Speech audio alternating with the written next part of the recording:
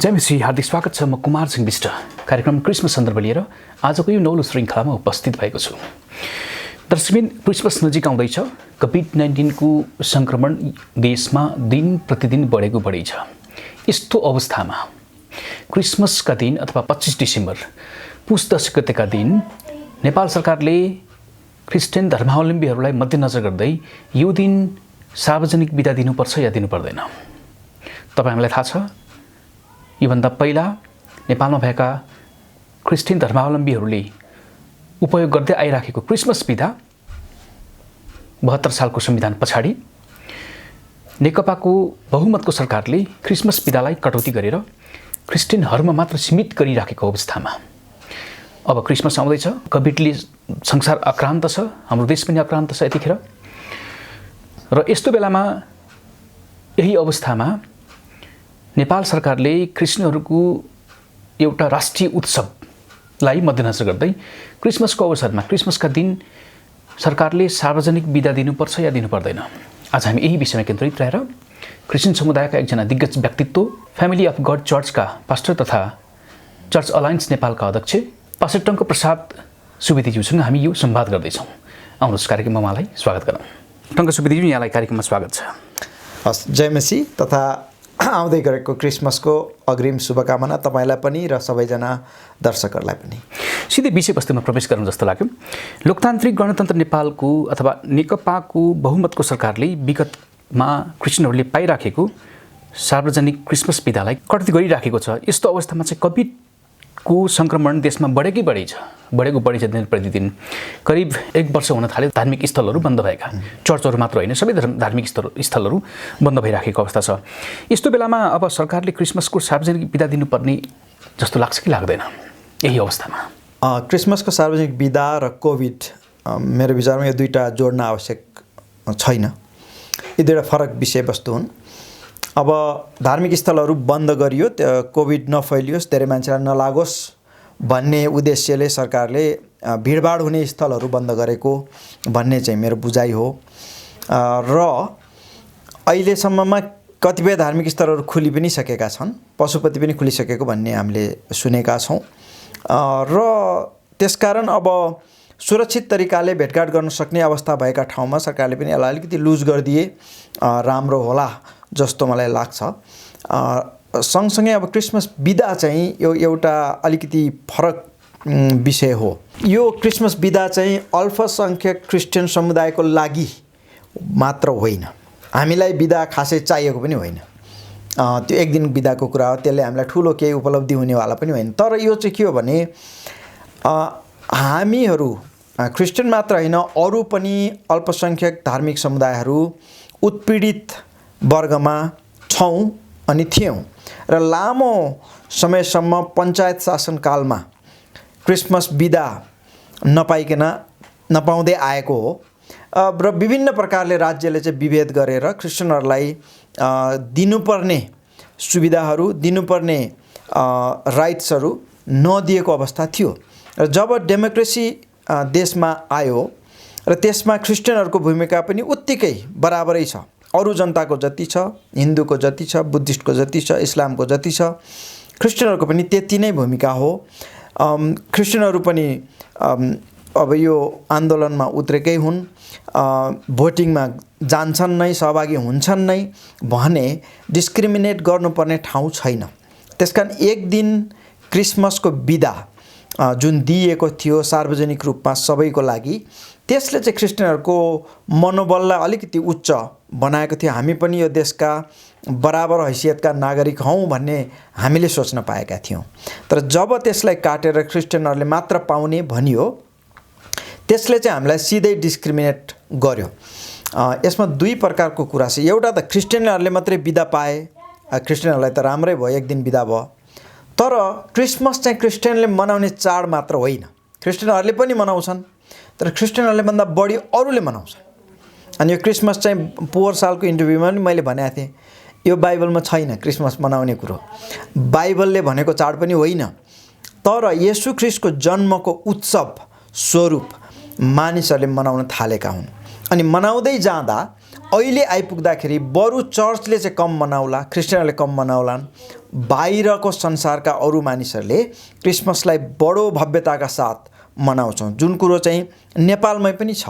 नेपालमै पनि अहिलेको जुन नयाँ जेनेरेसनका व्यक्तिहरूले र सायद मिडल एजका मान्छेहरूले पनि क्रिसमसलाई धुमधामसँग मनाएको हामी देख्न सक्छौँ।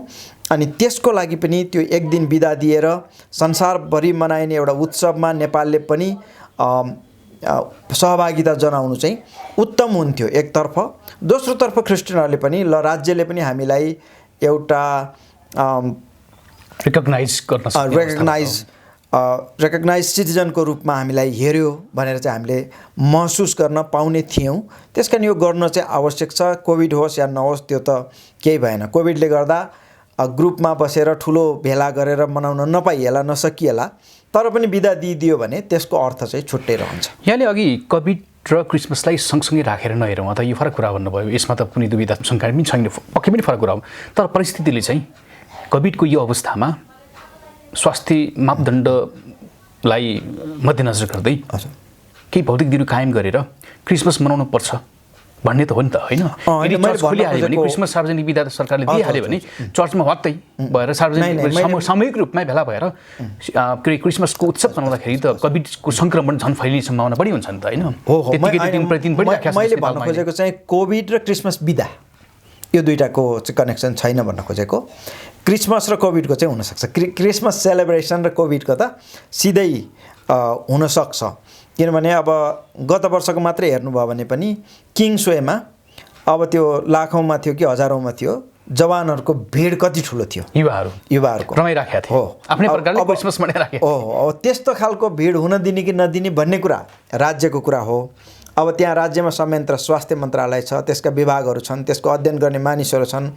उनीहरूले एउटा सही निर्णय लिएलान्। कत्रो भिड जम्मा हुँदाखेरि सर्दैन, कतिको दूरी कायम गर्नुपर्छ, त्यो चाहिँ अर्को पक्ष भयो। बिदा मात्रैको कुरा हेर्दाखेरि मैले चाहिँ बिदा चाहिँ अहिले कोभिडसँग मात्रै जोडिएन। यो त हाम्रो रेकग्निसन, हाम्रो मान्यता, हाम्रो इक्वालिटी, नेपालमा भएका क्रिस्चियनहरू र क्रिसमस मनाउने सबैजना बराबर हुन् कि होइनन्, अथवा अरू धर्म मान्नेहरू कतिलाई चाहिँ बिदा थुप्रै दिने। क्रिसमसमा चाहिँ एक दिन बिदा थियो वर्षमा, त्यसैलाई पनि काट्ने कुरो चाहिँ फरक हो मात्रै भन्न खोजेको। तर क्रिसमस कसरी मनाउने भन्ने प्रश्न चाहिँ त जायज छ अहिलेको अवस्थामा। गत वर्षहरूमा जे हुन्थ्यो त्यही गर्ने कि फरक गर्ने भन्ने प्रश्न पनि अहिले चाहिँ सोचिन्छ। एकैछिन त्यो प्रश्नमा अवश्य पनि अगाडि आउँछौँ हामी। त्योभन्दा पहिला जस्तो अहिले यो कोभिड-19 को सङ्क्रमण देशभरि फैलिएको छ भन्न मिल्छ, होइन?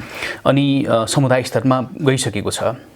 सङ्क्रमणको दर बढिराखेको अवस्थामा चाहिँ यस्तो बेलामा चाहिँ नेपाल सरकारले क्रिस्चियनहरूलाई मध्यनजर गर्दै अथवा क्रिसमसलाई मध्यनजर गर्दै सार्वजनिक बिदा यदि दिइहाल्यो भने यसको केही अर्थ रहन्छ?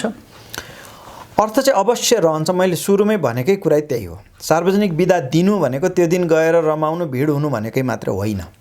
त्यसले अल्पसङ्ख्यकको रूपमा रहेको क्रिस्चियन समुदायप्रतिको राज्यको दृष्टिकोण बोध गराउँछ। राज्यले कसरी हेर्दो रहेछ त भन्ने कुरा हो त्यो चाहिँ। त्यस कारण त्यो बिदा डिक्लेयर गर्यो भन्दैमा फेरि हामी सबैजना एकै ठाउँमा भेला भएर हुलमुल गर्नुपर्छ भन्ने छैन। बिदा दिने कुरा छुट्टै हो, हुलमुल गर्ने हामी अब उत्सव कसरी मनाउने भन्ने विषय फरक विषय भएकोले अहिले राज्यले क्रिसमस बिदा दिनपर्छ। यो वर्षदेखि सुरु गरिदियो भने त्यो अति उत्तम हुन्छ। र जुन किसिमको सुरुमै तपाईँले भन्नुभयो यो बहुमतको नेकपाको सरकार आएपछि बिदा काटियो, उनीहरूले नै यसलाई रिइस्टाब्लिस गरिदिए भने उनीहरूकै लागि राम्रो हो। चुनाव पनि नजिक आउँदैछ, होइन? त्यसो त नगर्लान् पनि भन्न सकिन्नन्। चुनाव पनि आउँदैछ, उनीहरूलाई भोटको चुनावका नजिकै जहिले पनि चुनावको नजिक भइराखेको अवस्थामा सरकारले चाहिँ क्रिस्चियनहरूलाई मध्यनजर गरेर क्रिसमसमा बिदा दिएको इतिहास छ नि त। त्यो चाहिँ हजुर त्यो होला, मलाई एक्ज्याक्टली डेटहरू चाहिँ थाहा भएन। एनिवे चुनावलाई मध्यनजर गरोस् या नगरोस्, तर नागरिकलाई सम्मान गरेर चाहिँ दिनुपर्छ। त्यो चाहिँ हाम्रो माग हुनुपर्छ। र आफ्नो बदनामी हुने काम चाहिँ गर्नु भएन। यो क्रिसमसको बिदा काटेर राष्ट्रिय स्तरमा नेपालीहरूकै बिचमा एउटा बदनामी हो जसले काट्यो। उनीहरूकोलाई हेर्ने दृष्टिकोण त परिवर्तन भयो नि त। त्यो त मैले हुँदैन, तपाईँहरू सबैले राम्रोसँग हेर्नु सरकारलाई भनेर हुँदैन। त्यो जनमानसमा मेसेज गयो यो सरकारले चाहिँ हाम्रो बिदा काटिदियो भन्ने मेसेज त छ नि। त्यो रिइस्टाब्लिस गर्नको लागि उनीहरूले बिदा रिइस्टाब्लिस गर्नुपर्छ। अनि जनमानसले उनलाई एकपटक फेरि सम्मानको दृष्टिले हेर्न सक्छ। र दोस्रो चाहिँ विश्वले हेर्ने दृष्टिकोण पनि, नेपाल अहिले कहाँ छ, हामी कुन युगमा चाहिँ अहिले चल्दैछौँ, संसारभरि बडा उत्सवको साथ मनाइने क्रिसमस पर्व त्यसमै बिदा नदिएर संसारदेखि बाहेक हुन खोजेको, छुट्टै हुन खोजेको र यसले चाहिँ अब धेरै वैदेशिक कम्पनीहरू, वैदेशिक नियोगहरू, कूटनीतिक नियोगहरू, यिनीहरू सबैलाई पनि यसले असर पार्छ। किनभने क्रिसमस मनाउने त संसारभरिका मानिस हुन् कि, क्रिस्चियन मात्र होइन, सबैले मनाउँछन्। त्यसकारण एक दिन बिदा मात्र होइन, अझ क्रिसमसमा त अलिकति लामो बिदै चाहिँ हुनुपर्ने पनि मलाई लाग्छ। कति दिन तपाईँको मान्यता चाहिँ? अनि क्रिस्चियनहरूको लागि भनेर त लामो बिदा चाहिएको होइन, तर यो एउटा संसारभरि मनाइने उत्सव हो, विश्वव्यापी उत्सव पनि हो। हो त। त्यो बेलामा कमसेकम एक हप्ताको बिदा भयो, क्रिसमसदेखि न्यू इयरसम्म भयो भने त्यो एउटा चाहिँ टुरिज्म डेभलपमेन्टको लागि पनि राम्रो अवसर हुन्छ। यहाँलाई थाहा छ होला, पोखरामा 25 तारिकदेखि चाहिँ 1 तारिकसम्म त्यहाँ धुमधाम मेला हुन्छ। धेरै लामो समय भइसक्यो त्यो हुँदै गरेको। अनि त्यहीलाई फलो गर्दै देशभरि नै इन्टरनल टुरिज्मको डेभलप गर्नको लागि पनि क्रिसमस र त्यस यताउता अलिकति लामो बिदाहरू दियो भने त्यसले त्यतापट्टि पनि सहायता गर्छ जस्तो मलाई लाग्छ। हरेक वर्ष क्रिसमस नजिकै गर्दा क्रिस्चियन समुदायबाट सरकारसँग डेलिगेसनका लागि हामीलाई क्रिसमसमा बिदा दिनुपर्छ है भनेर डेलिगेसन गइराखेको हामीले देखिराखेका थियौँ। विभिन्न मन्त्रालय, विभिन्न नेताहरूको घर घरमा हाम्रा अगुवाहरू होइन। यो वर्ष त्यति देख्न पाइएन, सुन्न पाइएन, के भइराखेको छ? अब अरू सङ्गठनहरूको कारणले गर्दा अहिले यो पहल त्यस्तो छैन। अरू सङ्गठनहरूले के गरेका छन् मलाई त्यति राम्रोसँग थाहा छैन। एनसिएसले चाहिँ आफूले गर्नुपर्ने पहल अहिले पनि गरेको छ, गरिराखेको छ। हजुर हजुर, एनसिएस चाहिँ चुप लागेर बसेको छैन, यसले गरि नै रहन्छ। सायद पब्लिकमा चाहिँ हामीले पहिला पनि खासै ल्याएका चाहिँ थिएनौँ, तर कतिपटक भने फोटोहरू सामाजिक सञ्जालमा आएर मान्छेहरूले थाहा पाउने कुरा हो। तर एनसिएसले आफ्नो तर्फबाट गर्नुपर्ने पहलहरू चाहिँ लगातार रूपमा रेगुलरली गरिरहेकै छ। सम्भावना कतिको छ त्यसो भए क्रिसमसमा सार्वजनिक बिदा दिने सरकारले? अब त्यस सम्बन्धमा चाहिँ हामीले केही पनि भन्न सक्दैनौँ, किनभने यो पूर्ण रूपमा सरकारको हातमा छ। गत वर्ष पनि हुन्छ भन्दै लास्टमा हामीले पाएनौँ। त्योभन्दा अघिल्लो वर्ष पनि त्यस्तै भएकै हो, हुन्छ नै भन्ने हुन्। हामी जाँदा तपाईँहरूको बिदा काटिएछ भन्ने, यताउता गर्ने, थाहा नपाए जस्तो गर्ने, कसले काटेछ भन्ने, अनि पछि हुन्छ म यसलाई लान्छु भन्ने, अनि अन्तिममा चाहिँ हामीले केही नपाउने, त्यो चाहिँ भइरहेकै हो। त्यस कारण अहिले पनि विश्वासै गरेर दिइहाल्छन् भन्ने पनि छैन, र अहिले कसैले दिइहाल्छु भनेको पनि मेरो जानकारीमा चाहिँ अहिलेसम्म आएको छैन। हजुर, त्यसो भए क्रिसमसमा सरकारले सार्वजनिक बिदा दियोस् नदियोस्, तर क्रिसमस त मनाउनै पर्छ होइन? कसरी मनाउने? कसरी मनाउँदाखेरि यो सङ्क्रमणलाई रोकिनको निम्ति अथवा फैलिन नदिनको निम्ति सहयोग पुग्छ सरकारलाई, पहिला समुदायलाई सहयोग पुग्छ? तपाईँले सोधेको प्रश्नमा एउटा बिब्लिकल कुरो पनि आयो, मनाउनै पर्छ भन्ने चाहिँ जुन शब्द छ त्यसमा चाहिँ मेरो एग्रिमेन्ट चाहिँ रहँदैन। मनाउनै पर्छ चाहिँ होइन, मनाउनु हुन्छ। बाइबलमा मनाउनै पर्छ भनेको छैन, थियोलोजिकल्ली पनि क्रिसमस मनाउनै पर्छ भन्ने कहीँ पनि छैन। यसकारण एउटा साँचो क्रिस्चियन हुन, येशूको चेला हुनलाई क्रिस्चियन मनाउने या नमनाउनेसँग त्यसको कुनै पनि लेनदेन केही पनि छँदै छैन। तर पनि हामी नेपाली क्रिस्चियनहरूले क्रिसमसलाई 2 किसिमको उत्सवको रूपमा लिएका छौँ अहिलेसम्म। त्यो चाहिँ पहिलो चाहिँ हो क्रिस्चियनहरू एक आपसमा रमाउने, उत्सव मनाउने, भोज खाने, शुभकामना आदान प्रदान गर्ने, गिफ्टहरू लेनदेन गर्ने, त्यो एउटा चाहिँ परिवारभित्रको कुरा हो भने। दोस्रो चाहिँ क्रिसमसको बेलामा साथीभाइहरू, परिवारहरू पनि उहाँहरूले एक्सपेक्ट गरिराख्नु भएको हुन्छ। क्रिसमसमा हामीलाई बोलाउँछ, उनीहरूको चाडमा हामी सहभागी हुन पाउँछौँ, उनीहरूले क्रिसमसको नाटकहरू देखाउँछन्, किताबहरू दिन्छन्। यो चाहिँ एक्सपेक्टेसन हाम्रा नातेदार, साथीभाइ, दाजुभाइ, दिदीबहिनी, छिमेकीहरूको छ। त्यस कारणले गर्दा क्रिसमस मनाउनु चाहिँ अति उत्तम छ।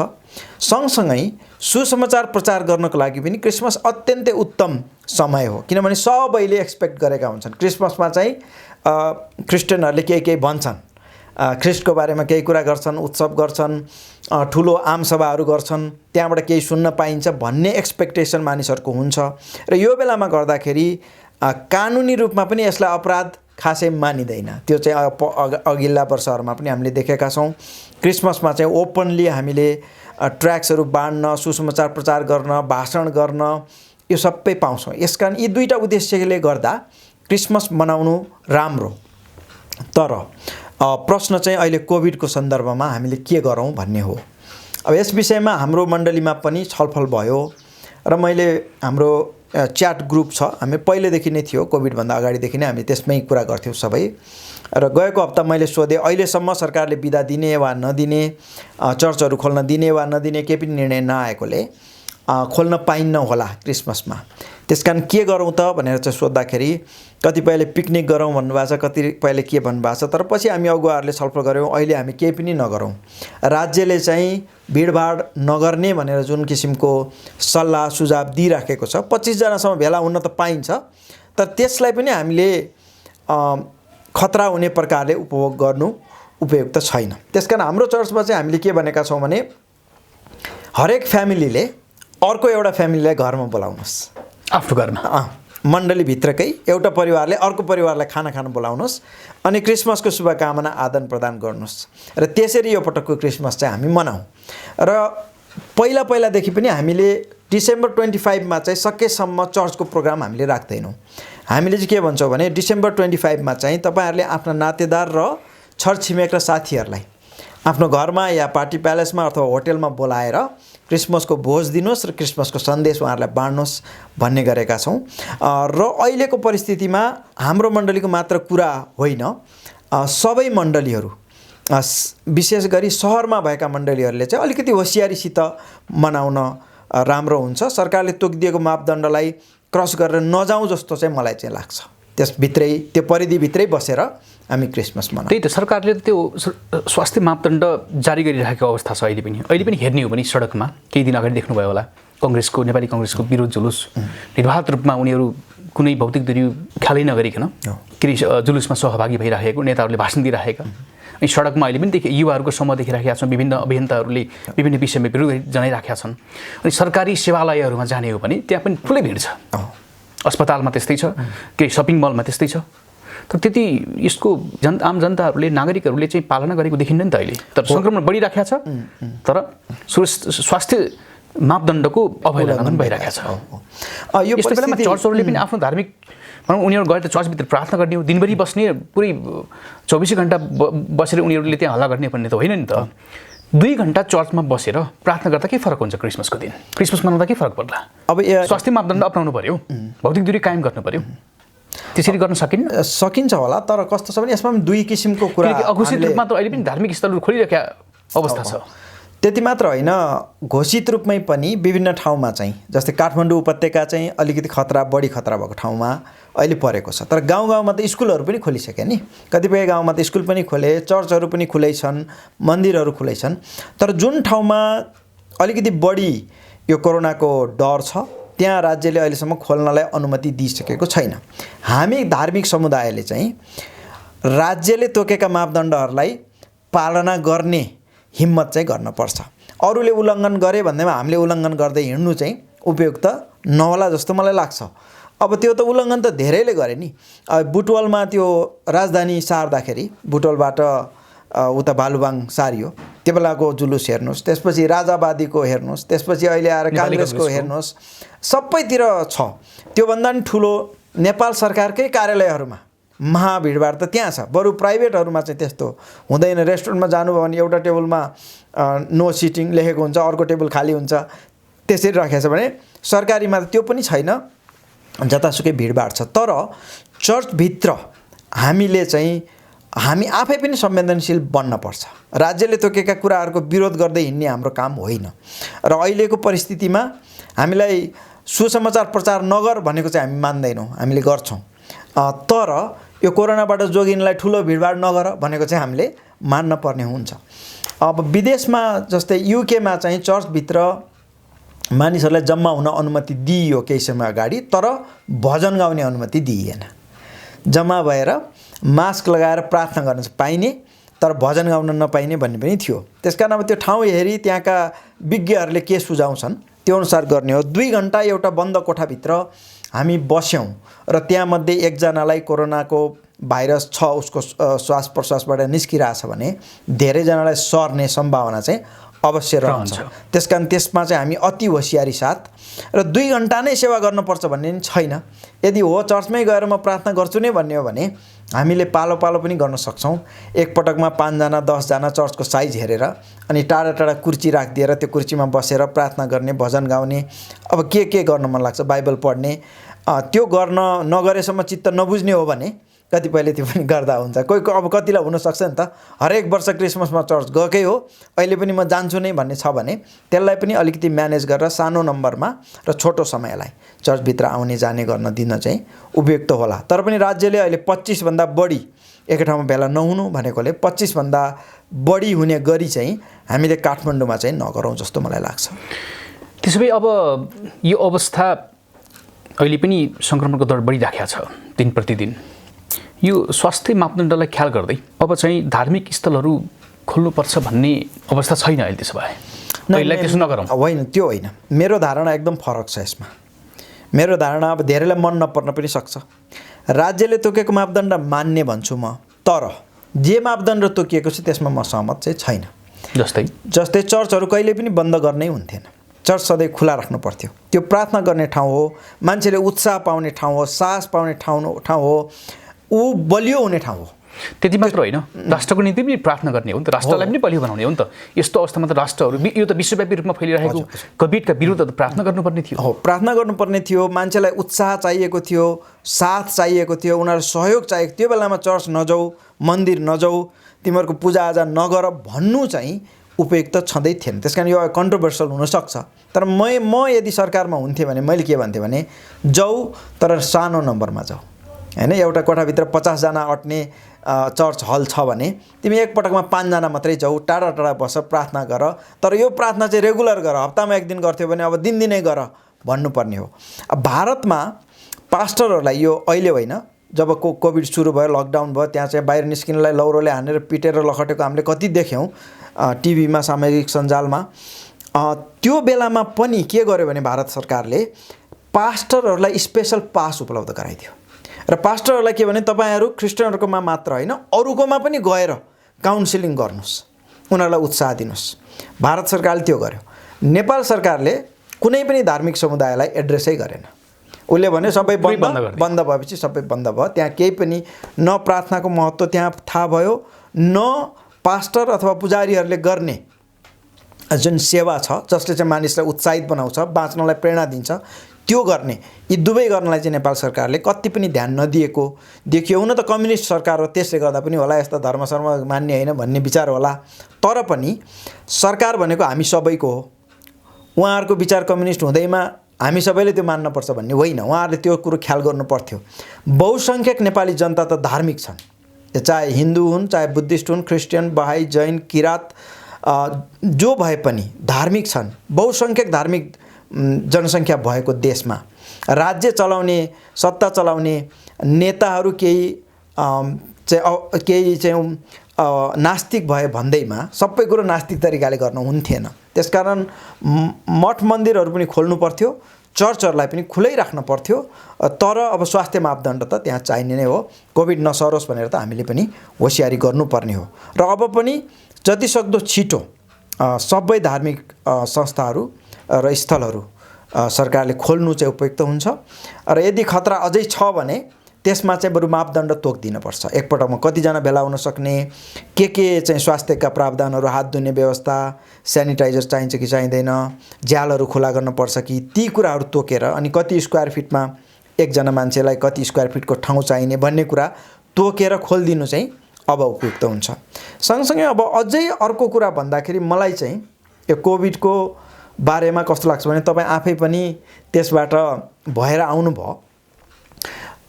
यो एक किसिमको कडा खाले रुगा हो, त्योभन्दा बढी केही पनि होइन। अलिकति मान्छे धेरै मरे, तर धेरै कडा रहेछ, धेरै कडा छ। त्यसकारण म भन्दैछु रुगा हो र यो अलिक बढी कडा छ, जसले गर्दा पोहोर जति मानिसको सङ्ख्या मर्थे रुगा लागेर त्यसभन्दा अलि बढी मरे होला, धेरै बढी मरेको छैन। त्यस कारण त्यो हामीले डेटा हेर्नुपर्ने हुन्छ। जब डेटा आउँछ त्यो बेला हेरौँला गत वर्षहरूमा श्वास प्रश्वास रोगबाट कति मृत्यु हुन्थ्यो र यो कोरोनाको टाइममा कति मृत्यु भयो। ठुलो फरक त्यसमा चाहिँ आउँदैन। तर त्यसबाट भएर जाने व्यक्तिहरूले थाहा पाएका छन्। दुःख चाहिँ धेरै दुःख भयो भने तपाईँको आफ्नै अनुभव छ। तर मैले भन्न खोजेको के हो भने रुगाखोकी भनेको यस्तो चिज हो जो तपाईँले रोक्न सक्नुहुन्न के, त्यो सर्छ। तपाईँ जति सुरक्षित बस्नेलाई पनि सर्छ, तपाईँ एकदम सुरक्षितै नभई हिँड्नुभयो भने पनि नसर्न सक्छ। तपाईँको शरीरमा भएको एन्टिबडी कति छ त्यसमा भर पर्ने कुरा हो। त्यसैले यो रोक्दैमा रोकिनेवाला पनि छ जस्तो मलाई लाग्दैन। यो मापदण्डहरू सबै गरेर पनि यो छेकिँदैन। यो नगर्दा पनि सबैलाई लाग्ने चाहिँ होइन। आफ्नो शरीरको त्यो रोग प्रतिरोधक शक्ति कति छ त्यस्ता मान्छेहरू हेरी कतिमा त्यो भाइरस आएर पनि केही पनि गर्न सक्दैन, कतिलाई त्यसले अलिकति असर पार्छ, दुःख दिन्छ, कतिजना चाहिँ त्यसबाट मृत्यु पनि हुनसक्छ। अनि यस किसिमका रोग संसारमा एकदम धेरै छन्। यो कोभिड मात्र होइन, कोभिडभन्दा खतरा पनि अरू छन्। कसैको लागि पनि संसारमा लकडाउन गरिएको थिएन। यो पहिलो कोभिडको लागि गरियो। त्यसकारण अब यसमा कन्स्पिरेसी हुनसक्छ, बिजनेसका कुराहरू यसमा टाँसिएर आएका छन्, पोलिटिक्सहरू टाँसिएर आएका छन्। टङ्क सुबुदीज्यू, यहाँले जुन अडान व्यक्त गर्नुभयो, यस्तो अवस्थामा झन् सरकारले धार्मिक स्थलहरू खुला राख्नु पर्थ्यो। कमसेकम उनीहरूले प्रार्थना गर्थे, झन् सहयोग चाहिएको थियो जनताहरूलाई देखेर, सरकारलाई, जनतालाई, सरकारलाई, सबैलाई सहयोग चाहिएको थियो। त्यो बेलामा सहयोग पुग्न सक्थ्यो भनेर भन्नुभयो। तर त्यति मात्र होइन, अघि यहाँले भन्नुभयो कि यो फैलिने, भनौँ न कोभिड त फैलिने सरुवा रोग हो, विश्वव्यापी महामारीको रूपमा फैलियो। र यस्तो अवस्थामा चाहिँ चर्चमा भेला नगरेर कोभिडको सङ्क्रमण रोकिनको निम्ति त सहयोग पुग्छ नि त, सहयोग पुग्थ्यो नि। यो त चर्चको सामाजिक दायित्व पनि हो नि त, होइन? यो बोध गर्नु पऱ्यो नि त चर्चले। होइन, पर्यो र चर्चले त्यो बोध गरेको पनि छ। त्यसकारण त राज्यले भनेको मानेको हो नि। मैले भनेको राज्यले यी कुनै पनि मापदण्ड लिनै हुन्थेन भन्ने होइन। तर इमर्जेन्सीमा थाहा नभएको रोग आयो, यसको उपचार पनि छैन, यो कसरी रोक्ने पनि थाहा छैन, कसरी फैलिन्छ पनि थाहा छैन, के औषधिले काम गर्छ केही पनि थाहा थिएन। त्यस्तो अवस्था भनेको 1 वर्ष हुने होइन, अहिले त 9 महिना हुन लागिसक्यो। यति लामो समय त्यस्तो गर्न मिल्दैन। 1-2 महिना गर्दाखेरि उनीहरूले केही उपाय त निकाल्नु पर्यो नि। उपाय निकालेर छोड्नु पर्थ्यो। अथवा चर्च, अब अरू धार्मिक संस्थाको भन्दा पनि म चर्चकै बढी कुरा गरौँ। चर्चमा चाहिँ हामी भेला हुने भनेको दुईवटा कुरा हो। एउटा प्रभुसँग सङ्गति गर्ने र एउटा एक आपसमा सङ्गति गर्ने। अब त्यो भनेको सङ्गति भनेको त सँगै बस्ने हो। अब यसमा लिमिटेसनहरू राख्न सकिन्थ्यो। उदाहरणको लागि एक पटकमा 5 जना 10 जना जाऊ, त्योभन्दा बढी नजाऊ भन्न राज्यले सक्थ्यो। त्यति मात्रै हुने बित्तिकै ती चर्च आउने व्यक्तिहरू सुरक्षित हुन्थे, उनीहरू उत्साही हुन्थे, उनीहरूका समस्याहरू त्यहाँ बाँडिन्थ्यो अनि त्यसको चाहिँ समाधानहरू खोजिन्थ्यो। आउन नपाएपछि त एक्लै भए। अनि यो कोभिडमा लकडाउनले गर्दा कति मानिसहरू मानसिक रोगी भएका छन् त्यसको डाटा अब हेर्नु बाँकी छ। कतिले त्यो भयावह छ। कोभिड लागेर मर्नेको सङ्ख्या भन्दा सुसाइड गरेर मर्नेको सङ्ख्या कति गुणा बढी भयो। हजारौँ मान्छे सुसाइड गरेर मरे। आजको दिनसम्म चाहिँ कोभिडले गर्दा मृत्यु हुनेको सङ्ख्या करिबन 1650 को हाराहारीमा छ, यो रेकर्ड गर्दासम्म। त्यति छ। त्यसको डबलभन्दा बढी चाहिँ सुसाइड गरेर मरेका छन् भनेपछि मानसिक रोगी कति छन् त? लाखमा छन्, हजारमा होइन। लाखौँमा मानसिक रोग लागेको छ। त्यसको उपचार चाहिँ अति गाह्रो छ। त्यो लङ टर्म परिवार पुरै र समाजलाई पनि त्यसले असर पार्छ। जुन कुरो चाहिँ राज्यले हेरेको देखिएन। यदि धार्मिक संस्थाहरू खुलै राखेको भए तर लिमिटमा र स्वास्थ्य मापदण्ड अपनाएर चलाउन दिएको भए सायद कोभिडको सिचुएसन अलिकति बढी त हुन्थ्यो होला। केही सङ्ख्या 2% 4% बढीलाई लाग्थ्यो होला। तर अर्को समस्या चाहिँ कम हुन्थ्यो नि त। त्यो भनेको मानसिक रोगको समस्या धेरै कम हुन्थ्यो। आत्महत्या गरेर मर्नेको समस्या हुने थिएन या कम हुन्थ्यो। यी कुराहरू रोकिदिनाले आत्महत्याको सङ्ख्या भयो। त्यति मात्र होइन, बलात्कार पनि एकदम बढेर गयो। धार्मिक संस्था नखोलेकोले होइन, यो चाहिँ लकडाउनले गर्दा घरभित्र थुनेर राख्थ्यो अनि त्यहाँभित्र चाहिँ कमजोर महिलाहरू बलात्कृत भए, साना साना बालिकाहरू बलात्कृत भए। अनि त्यो परिस्थिति चाहिँ त राज्यले सोच्नु पर्थ्यो। कसरी उनीहरूलाई सुरक्षा गर्ने, कसरी उनीहरू चाहिँ ठिकसँग रहन सक्छन् भन्ने जान्न पर्थ्यो। कति मान्छे भोकै पनि भए, खान पाएनन्, बाहिर जान पनि पाइँदैन, पसल पनि बन्द छ, आखिर पैसा पनि छैन, काम नगरी खान नसक्ने मान्छेहरूले दिनदिनै कमाएर खानेहरूलाई त्यो पनि गाह्रो भएको थियो। त्यसकारण यो लकडाउनले चाहिँ सकारात्मक कुराभन्दा नकारात्मक धेरै गरेको छ। लकडाउनको सट्टामा अन्य स्वास्थ्य मापदण्डहरू अपनाएर मानिसहरूलाई आर्थिक गतिविधिमा, धार्मिक गतिविधिमा र सामाजिक गतिविधिमा केही हदसम्म खोकुलो चाहिँ पार्नुपर्ने थियो। विकसित देशहरूमा चाहिँ लकडाउन भए पनि कति समय वकिङमा बाहिर जान पाइने, कतिजनाले भेट्न पाउने। जस्तै अहिले पनि युके लकडाउनमा छ। त्यहाँका वृद्धहरूलाई के भनिएको छ भने तपाईँहरू एकजनासँग चाहिँ तपाईँ बाटोमा हिँडेर कुरा गर्न सक्नुहुन्छ, अलिकति दूरी राखेर। एउटा तपाईँको कोही नातेदार वा साथी अर्को ठाउँबाट आउने गाडीमा, अनि दुईजना त्यहाँ सँगसँगै हिँड्दै गफ गर्न पाइन्छ। त्यो उनीहरूले छुट्याइदिएका छन् कति घन्टासम्म त्यो दुईजना हिँडेर कुरा गर्न पाइन्छ। त्यसको कारण के हो भने ऊ सामाजिक रूपमा सक्रिय छ, उसको मन सक्रिय छ, उसले केही गर्न पाएको छ, खुट्टाहरू हिँड्न पाएको छ, शरीर पनि स्फूर्त छ। त्यसले गर्दा मानसिक रोगहरू, अरू रोगहरूबाट पनि मान्छेलाई सुरक्षा हुन्छ। आर्थिक गतिविधि पनि चलायमान भइरहेको छ। नेपालमा चाहिँ अब आजदेखि जोडबिजोड पनि काठमाडौँमा हटाइयो, सबै गाडी चल्न पाए, राम्रो कुरा हो। त्यो जोडबिजोड गर्दा त झन् सङ्क्रमण बढ्ने कुरा हो नि त। एउटै गाडीमा, एउटै बाइकमा दुईजना, तीनजना, चारजना चढ्नु पर्यो, अनि त्यसले झन् बढाउने हो। यो हटाएको एकदम राम्रो। यसरी नै राज्यले चाहिँ अब सबै रेस्ट्रिक्सन अन्त गर्नुपर्छ। तर स्वास्थ्य मापदण्ड प्र्याक्टिकल्ली चलाउन सकिने मापदण्ड चाहिँ ल्याउनुपर्छ। उदाहरणको लागि यो हात धुने जुन छ नि, त्यो सबै ठाउँमा लागू गरिदिनु पर्यो। जहाँ पनि रेस्टुरेन्टमा पर्दा पनि बाहिरबाट हात धोएर जाम, चर्चमा पस्दा पनि बाहिर हात धुने साबुन पानी राखिदिनु पर्यो। यसरी एउटा चाहिँ हात धुने कुरा हो भने अर्को दूरीको कुरा, कति टाढा बस्ने भन्ने पनि त्यो पनि एउटा चाहिँ मापदण्ड तोकिदिएदेखि अनि मान्छेहरू त्यहाँ बसेर गर्थे अनि सुरक्षित हुन्थे। त्यो चाहिँ हुन आवश्यक छ। यो कोभिडले यतिखेर संसार आक्रान्त बनिरहेको अवस्थामा यीशु ख्रीष्टको जन्मोत्सवले, जो सारा संसारका मुक्तिदाता यीशु ख्रीष्ट हुनुहुन्छ, यो जन्मोत्सवले कस्तो खालको अर्थ राख्छ, के सन्देश दिन्छ मानिसहरूलाई? मानिसलाई त अहिले आशा चाहिएको छ। हो, अब यो चाहिँ क्रिसमसले एकदम राम्रो सन्देश दिन्छ कोभिडको विरुद्धमा, र मानिसहरू यसबाट आशा लिन सक्छन् र प्रभु यीशुले सुरक्षा दिन सक्नुहुन्छ, निको पार्न सक्नुहुन्छ। हुन त अब कोभिडको सुरुवाततिरै पास्टर केशव आचार्यलाई कोभिडको विरुद्धमा प्रार्थना गरेकै आधारमा चाहिँ पक्राउ गरेर कारबाही गरियो।